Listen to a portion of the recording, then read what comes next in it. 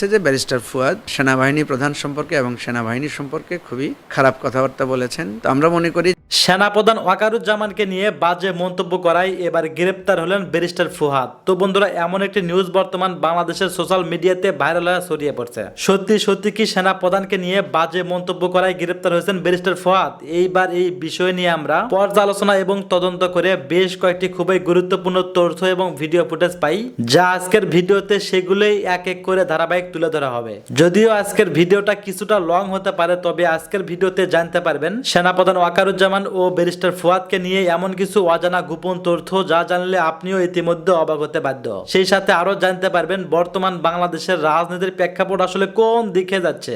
বন্ধুরা, চলুন ভিডিওতে আজকে আর বেশি কথা বাড়াবো না, সরাসরি আজকে আমরা চলে যাব মূল ভিডিওতে। আর সেখানে আজকে আমরা দেখব সত্যি কি সেনাপ্রধান ওয়াকারুজ্জামানকে নিয়ে বাজে মন্তব্য করায় গ্রেপ্তার হয়েছেন ব্যারিস্টার ফুয়াদ, নাকি এটা গুজব। সেনাবাহিনী সম্পর্কে ব্যারিস্টার ফুয়াদের বেশ কয়েকটা কথা নিয়ে আমরা দেখলাম যে নানা রকমের বিতর্ক হচ্ছে। তো প্রধান যে জিনিসটা সেটা সেটা অন্যায়, সেটা হচ্ছে যে ব্যারিস্টার ফুয়াদ আগস্টে, অর্থাৎ যখন গণ অভ্যুত্থানের তুঙ্গ মুহূর্ত চলছে 5ই আগস্ট সকালে আমাদের একটা প্রতিবাদ সমাবেশ ছিল বিজয়নগরে, বিজয় একাত্তর চত্বরে।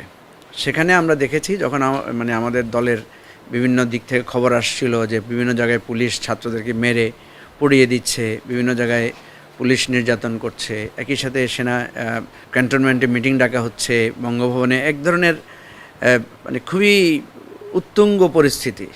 সেই পরিস্থিতিতে আমাদের একটা প্রতিবাদ সমাবেশ ছিল। সেখানে বিকেলবেলায় ব্যারিস্টার ফুয়াদ একটা বক্তব্য রেখেছেন এবং সেখানে তিনি খুবই স্বাভাবিকভাবেই তৎকালীন সময়ের ক্ষেত্রে তিনি প্রেসিডেন্ট এবং সেনাবাহিনী প্রধানকে উদ্দেশ্য করে যে চক্রান্তের বিরুদ্ধে উনি একটা বক্তব্য রেখেছেন এবং সেখানে হয়তো কিছু ভাষা ব্যবহারের ক্ষেত্রে কারণ তখনকার পরিস্থিতিটাই ছিল একটা একেবারে সব কিছু উলট পালট করে দেওয়ার ব্যাপারে।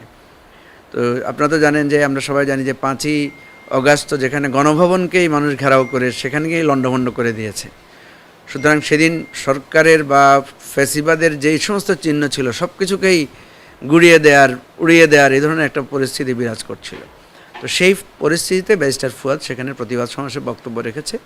তখন কিন্তু ইন্টারনেট বন্ধ ছিল, মেইন মিডিয়াগুলো সবগুলোই বন্ধ ছিল, বা তখন কোনো খবর আমাদের প্রচার করা হয় নাই। ওই দিনের ওই বক্তব্যটা কিন্তু কোথাও সেভাবে প্রচার হয় নাই, লিমিটেড কিছু জায়গায় হয়তো ফেসবুকে বা ইউটিউবে কোথাও আছে। কিন্তু আমরা হঠাৎ করে দেখলাম যে ইদানিং বিশেষ করে হাসনাতের একটা বক্তব্যের পরে ব্যারিস্টার ফুয়াদের এই বক্তব্যটাকে কোথাও কিছুটা এডিট করে এটাকে আবার নতুন করে ছাড়া হয়েছে এবং এটা ব্যাপকভাবে একটা মানে অর্গানাইজড ওয়েতে এটা একটা প্রচারণা চালাচ্ছে যে ব্যারিস্টার ফুয়াদ সেনাবাহিনী প্রধান সম্পর্কে এবং সেনাবাহিনী সম্পর্কে খুবই খারাপ কথাবার্তা বলেছেন, খুবই উস্কানিমূলক উত্তেজনাপূর্ণ কথা বলেছেন। তো আমরা মনে করি যে এটা একটা ষড়যন্ত্র এবং এটা খুবই গর্হিত কাজ।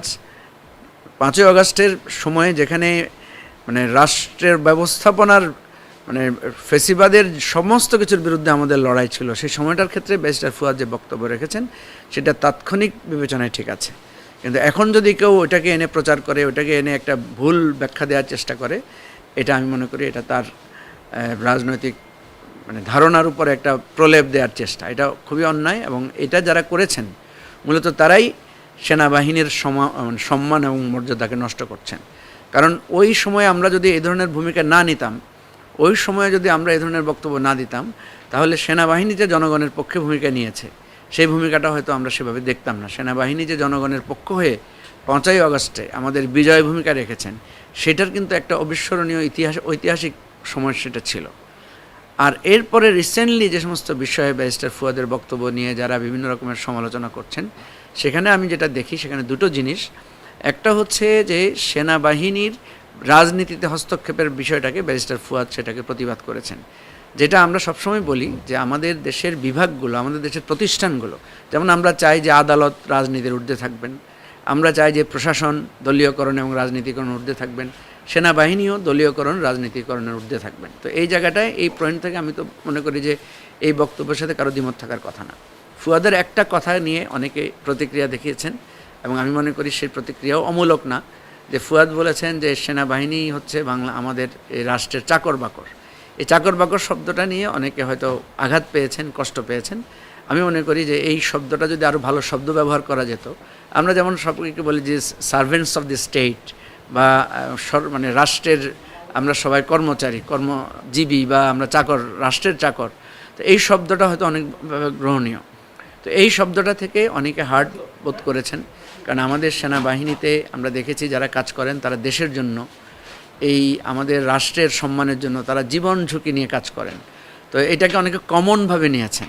তো আমি মনে করি রাজনৈতিক নেতাদের কোনো বক্তব্যকে কমনভাবে নেওয়াটা উচিত না, কারণ আমরা জানি যে আমরা অনেক সময়, যেমন আমরা যখন কোনো কিছুকে প্রতিবাদ করতে যাই, যেমন আমরা অ্যাজ এ হোল আমলাতন্ত্রকে গালি দেই, আমরা অ্যাজ এ হোল পুলিশকে গালি দেই, আমরা অ্যাজ এ হোল সরকারকে গালি দিই। তো সরকারকে গালি যখন দেই, তার মানে সরকারের সব লোক তো খারাপ না, সরকারের সবাইকে তো আমরা ওইভাবে মিন করি না। আপনি দেখবেন সেনাবাহিনীতে একটা কথা খুব ইজিলি প্রচলিত আছে, তারা বলে ব্লাডি সিভিলিয়ান। তো এটা খুবই হরহামেশা প্রচলিত আছে। তার মানে কি তারা পুরো জনগোষ্ঠীকে ব্লাডি হিসেবে গালি দিচ্ছেন? বিষয়টা তেমন না, তারা হয়তো এটা মিন করেন না সবাইকে, বাট এটা হয়তো যে কোনো কারণে একটা আন্ডারস্ট্যান্ডিংয়ের জায়গা থেকে বলেন। তো সেই জায়গা থেকে ফুয়াদের ওই বক্তব্যগুলোকে খণ্ডিতভাবে নিয়ে যারা মনে করছেন যে জনগণের সাথে সেনাবাহিনীর একটা দূরত্ব তৈরি করবেন, আমি এটাকে এক বরং ষড়যন্ত্র হিসেবে দেখছি। পাশাপাশি ব্যারিস্টার ফুয়াদের যে সমস্ত বক্তব্যগুলো অনেককে কমিউনিটিকে আঘাত করে, যেমন আমার মনে আছে যে উনি একবার ক্রিকেট খেলা নিয়ে একটা বিরূপ মন্তব্য করেছিলেন, একবার প্রশাসনিক যারা বিসিএস করে তাদের সম্পর্কে একটা বিরূপ মন্তব্য করেছিলেন, আমাদের বিজয় দিবস নিয়ে একটা কথা বলেছিলেন যে 16ই ডিসেম্বর না হয়ে এটা মার্চের দিকে হলে ভালো হতো, ইত্যাদি ইত্যাদি। অর্থাৎ বাক স্বাধীনতার কারণে আমরা অনেকগুলো বিতর্ককে এখানে সামনে আনার ব্যারিস্টার ফুয়াদের একটা ক্রিয়েটিভ প্রবণতা আছে। আমরা দলীয়ভাবে কিন্তু ব্যারিস্টার ফুয়াদকে বলেছি যে আপনি একজন রাজনীতিবিদ, আপনি একজন অ্যাক্টিভিস্ট না। তো রাজনীতিবিদের ভাষা আরও পরিশীলিত হবে, রাজনীতির ভাষা আরও দায়িত্বশীল সুলভ হবে। আমরা মনে করি এই প্রজন্মের রাজনীতিবিদ ব্যারিস্টার ফুয়াদ হচ্ছে এই প্রজন্মের একজন সম্ভাবনাময় রাজনীতিবিদ। তো তার অনেকগুলো দিক আছে, অনেকগুলো কথা সে বলেছে যেগুলো অনেক মানুষের কাছে গ্রহণযোগ্য হয়েছে। দু চারটা জিনিস তার ভুল ত্রুটি, দু চারটা জিনিসের ক্ষেত্রে তার ত্রুটি বিচ্যুতি হতে পারে। সেই জিনিসটা এই ক্রনোলজির মধ্য দিয়ে আমি মনে করি একটা সংশোধনের মধ্য দিয়ে আমাদের দেশের রাজনীতিটাই হবে। আমাদের এই জায়গাটাকে কেউ যদি একেবারে এটাকে বড় আকারে দেখে একটা সংঘাতের দিকে নিয়ে যাওয়ার চেষ্টা করে, একটা শ্রেণী বিভেদ বা সেনাবাহিনীর সাথে জনগণের মুখোমুখি দাঁড় করানোর চেষ্টা করে, এটাকে আমি মনে করি এটা একটা খুবই দুরভিসন্ধমূলক কাজ এবং এটা আমাদের না করা ভালো। এবং অবশ্যই আমাদের যেটা সত্য সেটা আমাদেরকে বলতে হবে, এবং যেটা আমাদের মধ্য দিয়ে আমাদের কোনো সীমালঙ্ঘন হয় সেই জিনিসটাকে আমাকে চিহ্নিত করতে হবে। আজকে ভারতের একটি শীর্ষস্থানীয় প্রভাবশালী ইংরেজি গণমাধ্যম ইন্ডিয়া টুডে একটি নিউজ করেছে। আজকে আপলোড করেছে নিউজটি বাংলাদেশ সময় বেলা 11:26। সেখানে ইন্ডিয়া টুডে বলছে যে কু in Bangladesh against Yunus, army holds emergency meeting. ইউনুসের বিরুদ্ধে বাংলাদেশে অভ্যুত্থান, সেনাবাহিনীর জরুরি সভা, এমন শিরোনামে সংবাদ করেছে ইন্ডিয়া টুডে। বাংলাদেশের অন্তর্বর্তী সরকারকে হটিয়ে সামরিক বাহিনী ক্ষমতা নিচ্ছে।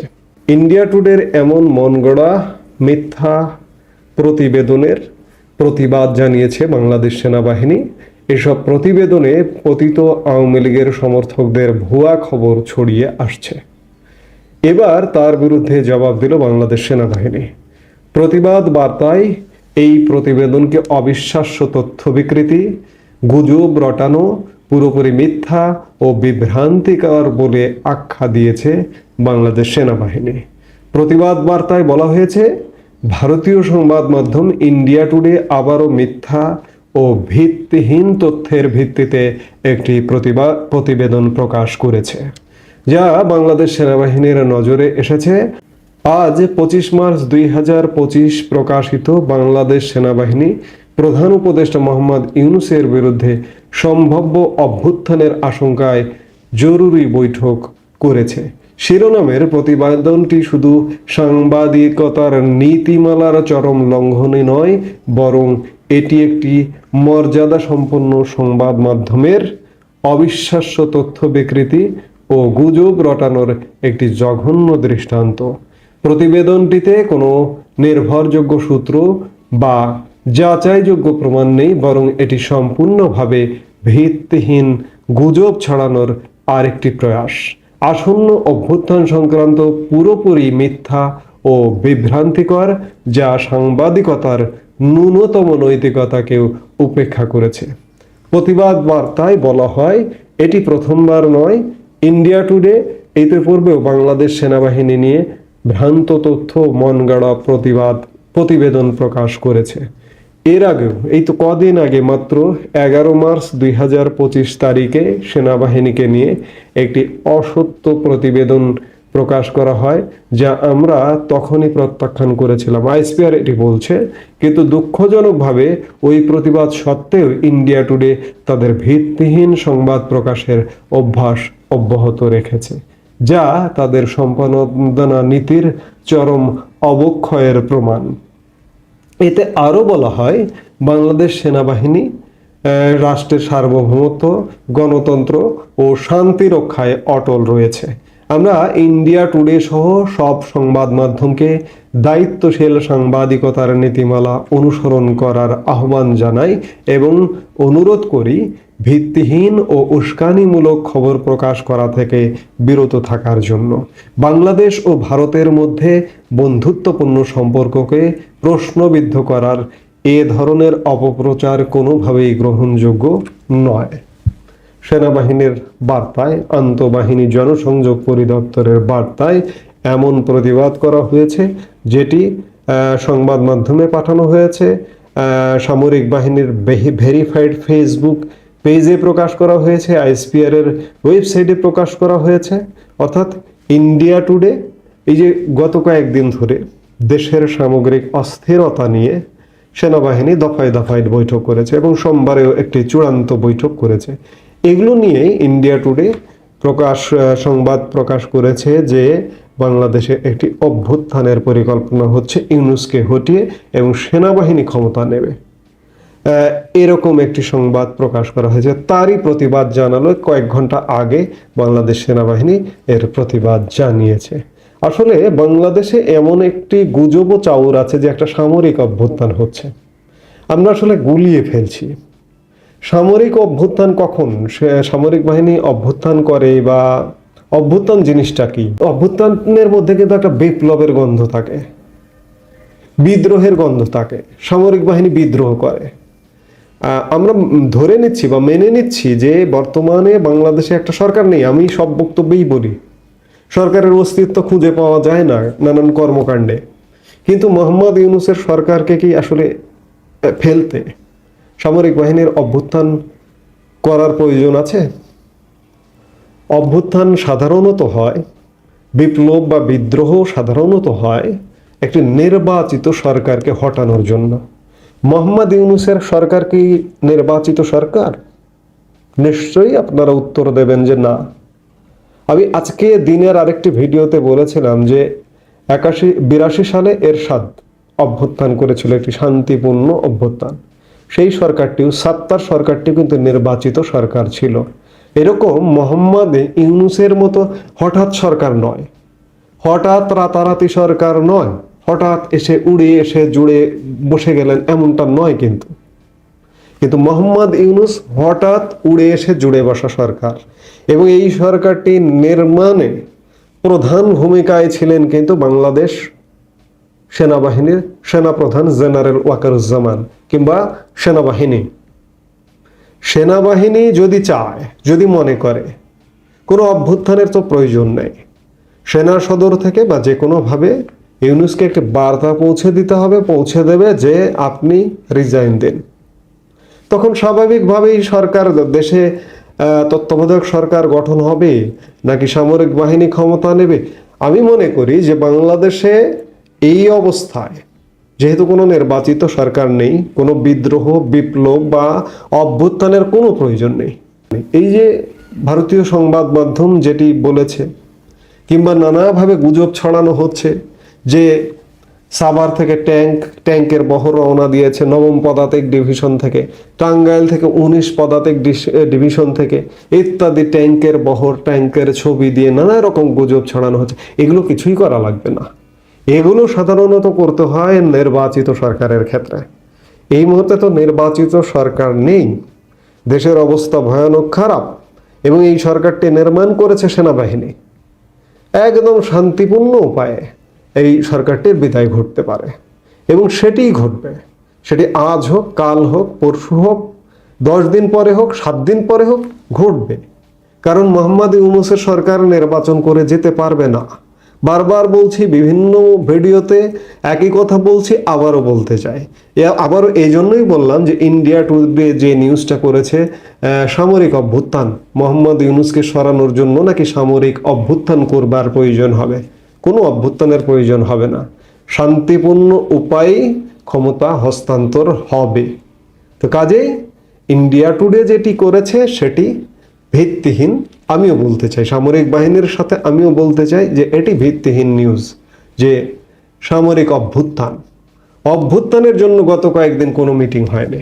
গত কয়েকদিন দেশে নানা রকম পরিস্থিতি ক্রিয়েট হয়েছে। বিশেষ করে সোমবারের যে অফিসার্স অ্যাড্রেস বৈঠকটি হয়েছে, এটা সমগ্র মানে সামরিক বাহিনীর সকল স্তরের কর্মকর্তাদের নিয়ে সরাসরি অংশগ্রহণ করেছেন এবং অনলাইনে অংশগ্রহণ করেছেন। এটি সামরিক বাহিনীর মনোবল সঠিক রাখার জন্য, মনোবল চাঙ্গা রাখবার জন্য সেনাপ্রধান জেনারেল ওয়াকারুজ্জামান বৈঠকটি করেছেন, এবং এটি অত্যন্ত প্রয়োজন ছিল। কারণ আমরা বিভিন্নভাবে সেনা কর্মকর্তাদের অবস্থা দেখছিলাম, ফুঁসে উঠছে। কোথায় একজন কে, কোন এক পার্টির নেতা, এক ফুয়াদ নাকি, সে ক্যান্টনমেন্ট উড়িয়ে দিতে বলে। সেই বক্তব্যটা যতই আগস্ট মাসে হোক না কেন, 24 আগস্ট মাসে হোক, ক্যান্টনমেন্ট উড়িয়ে দেবার সাহস কোথায় পায়? আবার সেনাবাহিনী নিয়ে বিরূপ মন্তব্য করবার সাহস কোথায় পায় সমন্বয়ক নামধারী ছেলে পেলে? কাজেই অফিসাররা ক্ষুব্ধ, এখনো সংক্ষুব্ধ। কাজেই কোনো অভ্যুত্থানের প্রয়োজন হবে না, শান্তিপূর্ণভাবে। আসসালামু আলাইকুম ওয়া রাহমাতুল্লাহি ওয়া বারাকাতুহু। দর্শক বন্ধুরা, এই ভিডিওটি অত্যন্ত স্পেশাল কিংবা অনেক বেশি গুরুত্বপূর্ণ আপনি যদি একজন বাংলাদেশের নাগরিক হয়ে থাকেন। আসুন আমরা ডিরেক্ট পয়েন্টে চলে যাই। 24 ঘন্টার ভিতরে যে বা যারা আমাদের বাংলাদেশকে আপনার প্রতিনিয়ত অস্থিতিশীল করেই যাচ্ছে কিংবা করার একটা পায়তারা চালাচ্ছে, তাদেরকে গ্রেফতার করবে। আচ্ছা, আমাদের বাংলাদেশের বর্তমান সেনানিবাসে একের পর এক একটা মিটিং কিংবা সমস্ত আপনার বাহিনীদের প্রধানকে নিয়ে কিংবা যারা নাকি আপনার একদম নিচু স্তরের মনে করেন আপনার অফিসার আছে, তাদেরকে নিয়ে পর্যন্ত প্রতিনিয়ত আমাদের বাংলাদেশের সেনাপ্রধান মিস্টার ওয়াকার তিনি একের পর এক মিটিং করে যাচ্ছে।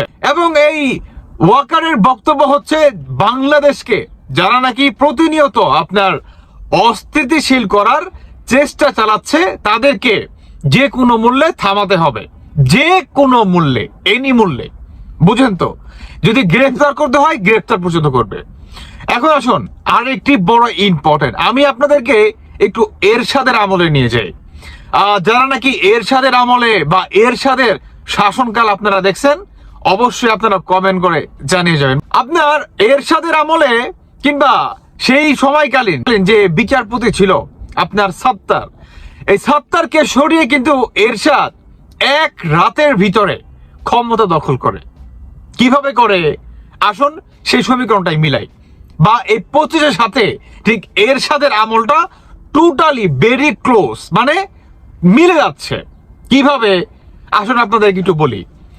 আপনারা দেখবেন যে এরশাদের আমলে যখন নাকি এরশাদ আপনার তিনি আসলে সেনা শাসন চালু করে কিংবা বাংলাদেশকে কন্ট্রোলে আনে, কিংবা বর্তমান আমাদের এই বাংলাদেশে 25 সালে এসে কিংবা 24 সালে তো আমরা পার করে আসছি, যে একটা জঙ্গি হামলা হয়েছে বাংলাদেশকে, যারা নাকি প্রতিনিয়ত আপনার অস্থিতিশীল করতেছে, প্রতিনিয়ত বহির্বিশ্বে থেকে দেশে থেকে এই সেনা প্রধানকে মনে করেন আপনার জনগণের মুখোমুখি করা বা সেনাবাহিনীকে নিয়ে সমালোচনা করা, মিথ্যা কথা বলা, বা সরকারে বসে কেউ কেউ সেনাবাহিনীর ভিতরে মনে করেন বা সেনাবাহিনীকে নিয়ে মনে করেন ষড়যন্ত্র করা, এই যে একটা পায়তারা, সেম পায়তারাটা এরশাদের আমলে ঘটছিল।